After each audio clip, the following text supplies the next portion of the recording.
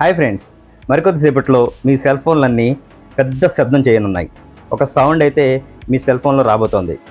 ఆ సౌండ్ రాగానే ఎవరు కంగారు పడకండి. జాతీయ విపత్తుల నిర్వహణ సంస్థ ఈరోజు దేశవ్యాప్తంగా అందరి మొబైల్ ఫోన్లకి కొన్ని సంకేతాలను పంపిస్తుంది. అవి హెచ్చరిక సంకేతాలు మాత్రమే.